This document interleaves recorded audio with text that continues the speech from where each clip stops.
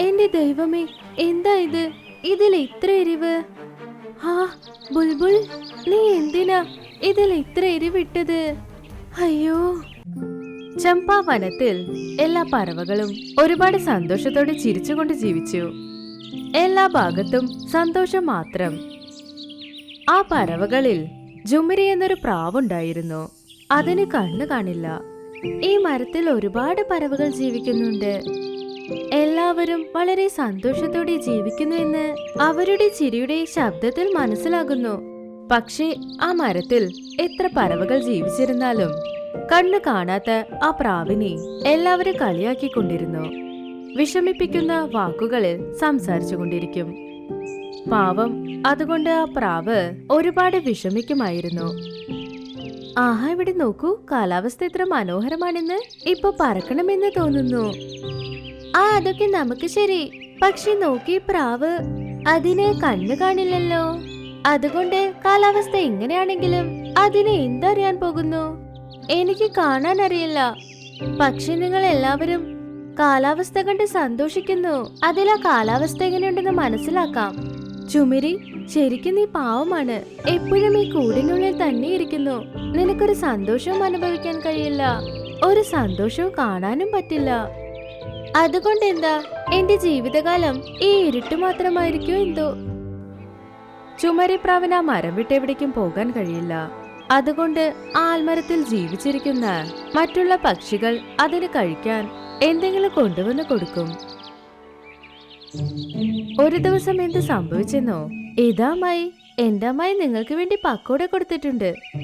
നന്നായിരിക്കും. വളരെ നന്നായി നിന്റെ അമ്മായിമ്മ പക്കോട കൊടുത്തയച്ചത്. ഒരുപാട് നേരമായി ഞാൻ വിശപ്പില്ല. ആരും ഭക്ഷണം തരാൻ വന്നേയില്ല. അവർക്കെന്താ, അവർ പറയേണ്ടത് പറയും. പക്ഷെ ചെയ്യേണ്ടത് ഞങ്ങളാ. വീട്ടിലെ പണികൾ നോക്കണം, അവരെ നന്നായി നോക്കണം. തനിച്ചാക്കി എവിടെയും പോകാൻ പറ്റില്ല. ഞങ്ങളെ കഷ്ടപ്പെടുത്താൻ വേണ്ടി ഈ ആൽമരത്തിൽ ഒരാൾ ജീവിച്ചിരിപ്പുണ്ട്. എന്റെ അമ്മായിമ്മ, അവർക്ക് എല്ലാം ഞാൻ ചെയ്തും കൊടുക്കണം. ജുംരി പ്രാവ് ഒരേ ഒരു പക്കോട എടുത്ത് കഴിച്ച ഉടനെ തന്നെ അതിനാ പക്കോട വളരെ എരിവ് തോന്നി. അത് ഉറക്കെ കരഞ്ഞു. എന്റെ ദൈവമേ, എന്താ ഇത്? ഇതിൽ ഇത്ര എരിവ്! ആ ബുൾബുൾ, നീ എന്തിനാ ഇതിൽ ഇത്ര എരിവിട്ടത്? അയ്യോ! കൊണ്ടുവന്ന് തന്നതേ വലിയ കാര്യം. ഇതിൽ ഇതും പറയുന്നു. എരിവ് കൂടുതലല്ലേ? കുറവായൊന്നും ഞാൻ തന്നില്ലല്ലോ. കഴിക്കാണെങ്കിൽ കഴിച്ചോളൂ, അല്ലെങ്കിൽ നിങ്ങളുടെ ഇഷ്ടം. എന്റെ അമ്മായിമ്മ പറഞ്ഞത് കൊണ്ടാ പക്കോട ഞങ്ങൾക്ക് തന്നത്. നിങ്ങൾക്ക് എങ്ങനെ അറിയും ഇത് ചെയ്യുമ്പോഴേക്കും വിയർത്തത്? നിങ്ങളിവിടെ സന്തോഷത്തിൽ വെറുതെ ഇരിക്കുകയല്ലേ? ബുൾബുൾ ഇങ്ങനെ പറഞ്ഞത് കേട്ട് പാവം ആ പ്രാവ് ഒരുപാട് സങ്കടപ്പെട്ടു. പക്ഷേ വിശപ്പ് കൂടിയതുകൊണ്ട് ആ എരിവുള്ള പക്കോട പോലും അത് വേറെ വഴിയില്ലാതെ കഴിച്ചുകൊണ്ടിരുന്നു. മെല്ലെ മെല്ലെ നാളുകളും കടന്നുപോയി. ഇപ്പോ തണുപ്പ് കാലവും വന്നു. എന്റെ ദൈവമേ, എന്താ ഇത് ഇങ്ങനെ തണുക്കുന്നു? എനിക്കിടാൻ സ്വെറ്റർ പോലും ഇല്ല. അയ്യോ, സ്വെറ്റർ ഇടാതെ തണുപ്പിൽ ഞാൻ ഒരുപാട് കഷ്ടപ്പെടും. എന്ത് പറ്റി കിളി? മനസ്സിനുള്ളിൽ നീ എന്താ പറയുന്നത്? അമ്മേ, തണുപ്പ് വളരെ കൂടുതലാണ്. പക്ഷേ ഇവിടെയുള്ള ആർക്കും സ്വെറ്റർ പോലും ഇല്ല. കഴിഞ്ഞ വർഷം ഉപയോഗിച്ച സ്വെറ്റർ എല്ലാം കീറിപ്പോയി, അല്ലെങ്കിൽ ചെറുതായി. തണുപ്പുണ്ടെന്ന് നിങ്ങൾക്ക് അറിയില്ലേ? അപ്പൊ നിങ്ങൾക്ക് സ്വെറ്റർ വാങ്ങാമായിരുന്നില്ലേ? നിങ്ങൾക്കറിയില്ലേ തണുപ്പ് കാലം വരുന്നു എന്ന്? ആദ്യമേ എല്ലാ ഏർപ്പാടുകളും ചെയ്യേണ്ടതല്ലേ? ആ, എനിക്ക് ഓർമ്മയുണ്ട്. പക്ഷെ സ്വെറ്റർ വിൽക്കുന്ന ആ ഒരു പ്രാവില്ലേ, അത് ഈ കാട് വിട്ട് വേറെ കാട്ടിലേക്ക് പോയി. ഞങ്ങളിപ്പോ സ്വെറ്റർ എവിടുന്ന് വാങ്ങും?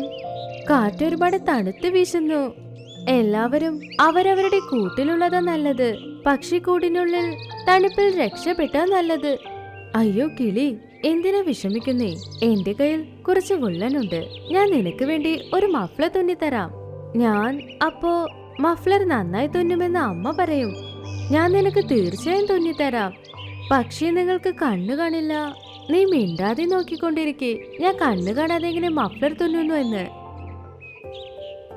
ജുമരിപ്രാവ് ഒരു ദിവസം കൊണ്ട് ഒരു മഫ്ലർ തുന്നിക്കഴിഞ്ഞു. അത് കഴിഞ്ഞ് അത് കൊണ്ടുപോയി ആ കിളിക്ക് കൊടുത്തു. ആഹാ പ്രാവമായി, ഇതൊരു അതിശയം തന്നെ. നിങ്ങൾ തന്ന ഈ മഫ്ലർ ഇട്ട ഉടനെ ഒരു തണുപ്പും എനിക്ക് അറിയുന്നതേയില്ല. ഇങ്ങനെയുള്ള മഫ്ലർ ഞാൻ കണ്ടതേയില്ല. നിങ്ങൾ തുന്നിയ ഡിസൈൻ വളരെ നന്നായിട്ടുണ്ട്. നിനക്ക് ഇഷ്ടപ്പെട്ടില്ലേ? അത്ര തന്നെ, വേറെ എന്ത് വേണം? പക്ഷേ ഇതെങ്ങനെ നിങ്ങൾ തുന്നി? നിങ്ങൾക്ക് കണ്ണു കാണില്ലല്ലോ. ദൈവം ഒരു വാതിലടച്ചാൽ തീർച്ചയായും വേറൊരു വാതിൽ തുറക്കും. എനിക്ക് കാഴ്ചയില്ലെങ്കിലും ഞാൻ നന്നായി മഫ്ലർ സ്വെറ്റർ തുന്നും. ആ കിളിയിട്ടിരിക്കുന്ന മഫ്ലർ കണ്ട് കാട്ടിലുള്ള എല്ലാ മൃഗങ്ങളും അതുപോലെ മഫ്ലർ വാങ്ങാൻ തീരുമാനിച്ചു.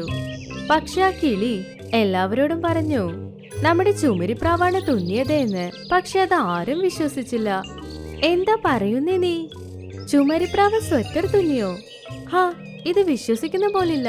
എനിക്ക് കാഴ്ചയുണ്ട്, പക്ഷെ എനിക്ക് പോലും ആ ഡിസൈൻ അറിയില്ല. പക്ഷെ ചുമരിപ്രാവിന് കണ്ണു കാണില്ല, അതിന് ഇത്ര നല്ല ഡിസൈൻ ഇടാൻ അറിയുമോ?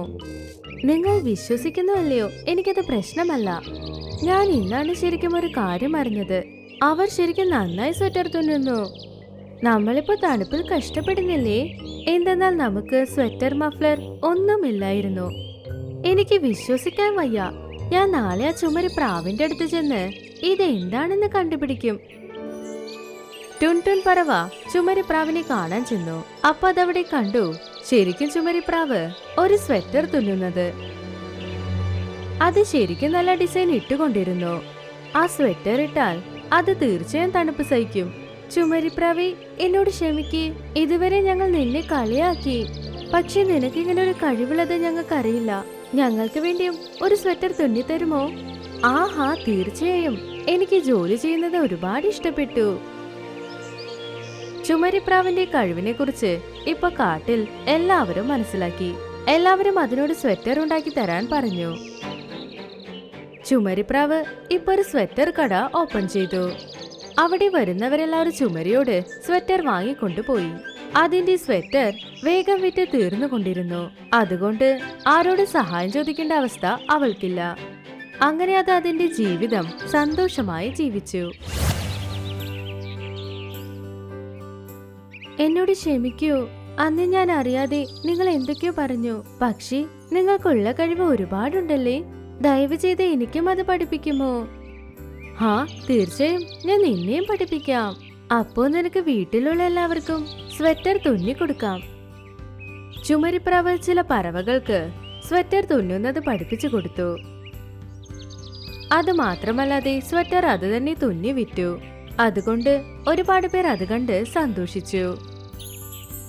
ഇപ്പൊ അതിന് കാഴ്ചയില്ല എന്ന് ആരും കളിയാക്കുന്നതേ ഇല്ല. നിനക്ക് ഒരുപാട് സമയം തന്നു കഴിഞ്ഞു, ഒരുപാട് താക്കീതും. എന്നാൽ നീ കേട്ടില്ല. ഇന്ന് നീ തന്നെ കണ്ടറിയും ഒരു രാജാവിന്റെ ശക്തി എന്താണെന്നുള്ളത്. ഈ കഥ നടക്കുന്നത് മോട്ടിപ്പൂർ കാട്ടിലാണ്. അവിടെ ഒരുപാട് പക്ഷികൾ ജീവിച്ചിരുന്നു. അവിടെ 2 പരുന്തും ജീവിച്ചിരുന്നു, സോനുവും മോനുവും. അവർ സഹോദരങ്ങളായിരുന്നു. സോനു വളരെ ദുഷ്ടനാണ്, മോനു വളരെ നല്ലവനും. സോനു ദിവസവും എന്തെങ്കിലും കാരണത്താൽ ബാക്കി പക്ഷികളെ കൊല്ലും. അതേസമയം മോനു വളരെ സ്നേഹത്തോടും കാരുണ്യത്തോടും പെരുമാറും. സോനു ഒരു ദിവസം ധാന്യങ്ങൾ അന്വേഷിച്ച് കാട്ടിൽ കൂടെ പറക്കുകയായിരുന്നു.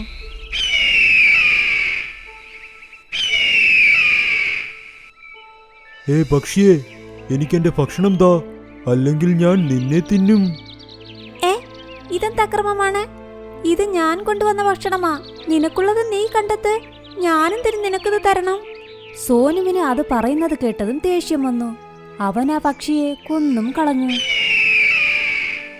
അതേസമയം മോനു അവിടെ പറന്നു വരികയായിരുന്നു.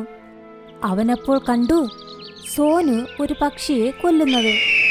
അവൻ വേഗത്തിൽ വന്ന് സോനുവിനെ അവിടെ തള്ളിയിട്ടു. മോനു സോനുവിൽ നിന്നും ആ പക്ഷിയുടെ കുട്ടികളെ രക്ഷിച്ചു. നീ എന്ത് ധിക്കാരിയാ സോനു? നീ എന്നും ഓരോ പക്ഷികളെ കൊല്ലും. ഇനി അതിന്റെ കുട്ടികളെയും നിനക്ക് തിന്നണോ? അവർ കുട്ടികളാണെങ്കിൽ ഞാനെന്ത് വേണം? എന്ത് കഠിനമായ മനസ്സാ നിനക്ക്? ഈ കുട്ടികളുടെ നിഷ്കളങ്കത നീ കാണുന്നില്ലേ? ഇല്ല, എന്റെ വയറ് നിറയ്ക്കാനാ ഞാൻ നോക്കുന്നത്. 2 പേരും കാട്ടിനുള്ളിൽ ഗുഹയ്ക്കുള്ളിലാണ് താമസിച്ചിരുന്നത്. മോനുവിന് എല്ലാവരെയും സഹായിക്കാനാണ് ഇഷ്ടം. എന്നാൽ സോനുവിന്റെ പണി തന്നെ എല്ലാവരെയും കൊല്ലുന്നതാണ്. ഒരു ദിവസം സോനു ഒരു മരത്തിന്റെ മുകളിൽ ഇരുന്നു. അപ്പോൾ ആ മരം ശബ്ദമുണ്ടാക്കാൻ തുടങ്ങി. രക്ഷിക്കണേ! രക്ഷിക്കണേ. അയ്യോ, എന്തു പറ്റി? എന്തിനാ കരയുന്നത്? എന്റെ അടുത്തായി നീ ഒരു മരം കാണുന്നില്ലേ? അവൻ എന്റെ വേരിൽ നിന്നും വളർന്നതാ. അവനെ ആരോ ഇപ്പോൾ അമ്പെയ്തിരിക്കുന്നു. അവന് നന്നായി വേദനിക്കുന്നുണ്ട്. നിനക്ക് ആ അമ്പൊന്നെടുത്ത് തരാൻ പറ്റുമോ? ഞാൻ എന്തിനാ ഇതൊക്കെ ചെയ്യുന്നത്? എനിക്കെങ്ങും വയ്യ ഇതൊക്കെ ചെയ്യാൻ. എടുത്തു തരൂ പരുന്തുമോനെ. ഞാൻ നിനക്ക് എന്നും കടപ്പെട്ടവനായിരിക്കും. നീ ഇപ്പോൾ ദയവ് ചെയ്ത് എന്നെ സഹായിക്കണം. സോനു പരുന്ത് ഒന്നും മിണ്ടാതെ അവിടെ നിന്നും പറന്നുപോയി. പിന്നാലെ മോനു പരുന്തും അവിടെ വന്നു. അവിടെ വന്ന് അവനും ഇരുന്നു. മരം അപ്പോഴും കരയുകയായിരുന്നു. മോനു അവന്റെ ശബ്ദം കേട്ട് അവനോട് ചോദിച്ചു, മരമുത്തശ്ശ, താങ്കൾക്ക് എന്തു പറ്റി? താങ്കൾ എന്തിനാ കരയുന്നത്? പരുന്തുമോനെ, എന്നെ ഒന്ന് സഹായിക്കൂ. അടുത്തായി ഒരു മരം കാണുന്നില്ലേ? അവൻ എന്റെ വേരിൽ നിന്നും വളർന്നതാണ്. അവനെ ആരോ അമ്പെയ്തിരിക്കുന്നു. നിനക്കതൊന്ന് എടുക്കാമോ? മോനു പറന്നുപോയി ആ അമ്പ് പുറത്തെടുത്തു. അപ്പോൾ മരമുത്തശ്ശന് ഒരുപാട് സന്തോഷമായി. മോനു, നീ വളരെ നല്ലവനാണ്. എന്നാൽ വേറെ ആരും എന്നെ സഹായിച്ചതേയില്ല. നീ മാത്രമേ സഹായിച്ചുള്ളൂ. അതേ മരമുത്തശ്ശ, തികച്ചും. ആ രാജ്യത്തിലെ എല്ലാവർക്കും തത്തയുടെ രാജ്യത്തിൽ നിന്നാണ് ഭക്ഷണം കിട്ടിയിരുന്നത്. തത്ത എല്ലാവർക്കും തുല്യമായി ഭക്ഷണം കൊടുത്തിരുന്നു. അതുകൊണ്ട് തത്തയെ എല്ലാവരും ബഹുമാനിച്ചിരുന്നു. എന്നാൽ സോനു എപ്പോഴും തന്റെ ഭക്ഷണം കഴിച്ചിട്ട് മറ്റുള്ളവരുടെ ഭക്ഷണവും കട്ടെടുക്കും. അവനെതിരെയുള്ള പരാതിയുമായി എല്ലാ പക്ഷികളും തത്തയുടെ മുൻപിൽ എത്താൻ തുടങ്ങി. സോനു, നിന്നെക്കുറിച്ച് ഒരുപാട് പരാതികൾ കിട്ടിയിട്ടുണ്ട്. നിനക്കുള്ള ശിക്ഷ ഇതാണ്. നീ ഒരു ഗുഹയിൽ ഏകാന്തമായി കിടക്കണം. നിനക്കവിടെ ഒരു ഭക്ഷണവും കിട്ടില്ല. ഇനി ആരുടെയെങ്കിലും ഭക്ഷണം നീ കട്ടെടുത്തവരെ ബുദ്ധിമുട്ടിച്ചാൽ നിനക്ക് ഇതിനേക്കാൾ വലിയ ശിക്ഷ കിട്ടും. സോനു ഇത് കേട്ട് അങ്ങനെ തന്നെ ചെയ്തു. തത്ത രാജാവ് അവനോട് പറഞ്ഞതുപോലെ. അവൻ വെളിയിലേക്ക് വന്നതേയില്ല. സോനുവിന് ഒരുപാട് വിശക്കാൻ തുടങ്ങി. അവൻ പതുക്കെ വേട്ടയാടാനായി വെളിയിലേക്ക് പറന്നുപോയി. എന്നാൽ തത്ത രാജാവ് ഇത് അറിയാൻ പാടില്ല. അവനൊരു തത്തയെ കൊന്ന് അതിനെ അവന്റെ ഭക്ഷണമാക്കി. തത്ത രാജാവ് ഇപ്പോൾ ഈ കാര്യം അറിഞ്ഞു. സോനു ഒരു പക്ഷിയെ കൊന്ന് അതിനെ അവൻ തിന്നിരിക്കുന്നു. തത്ത രാജാവ് സോനുവിനെ അപ്പോൾ തന്നെ വിളിപ്പിച്ചു. സോനു, നിന്റെ ശിക്ഷ ഇതാണ്. നീ എത്ര പേരുടെ ജീവൻ എടുത്തിട്ടുണ്ട്? ഇന്ന് ഞാൻ നിന്നെ ബലി നൽകാൻ പോകുന്നു. തത്തരാജാവേ, എന്നോട് ക്ഷമിക്കൂ. ഞാനിനി ഇങ്ങനെ ചെയ്യില്ല. എനിക്ക് മാപ്പ് തരൂ. ഇല്ല, നിനക്ക് ഒരുപാട് സമയം തന്നു കഴിഞ്ഞു. ഒരുപാട് താക്കീതും. എന്നാൽ നീ കേട്ടില്ല. ഇന്ന് നീ തന്നെ കണ്ടറിയും ഒരു രാജാവിന്റെ ശക്തി എന്താണെന്നുള്ളത്. തത്ത രാജാവ് അപ്പോൾ പ്രഖ്യാപിച്ചു. സോനു പരുന്തിനെ ഉടൻ ബലി നൽകാനായി. അപ്പോൾ മോനു അവിടെ വന്നു. വന്നവൻ സോനുവിനെ തള്ളിമാറ്റി. അങ്ങനെ അബദ്ധത്തിൽ സോനുവിന്റെ ബലിക്ക് പകരം അവിടെ മോനുവിന്റെ ബലി നടന്നു. സോനു അപ്പോൾ അമ്പരന്നുപോയി. തനിക്കെന്തുകൊണ്ട് ഒന്നും പറ്റിയില്ല.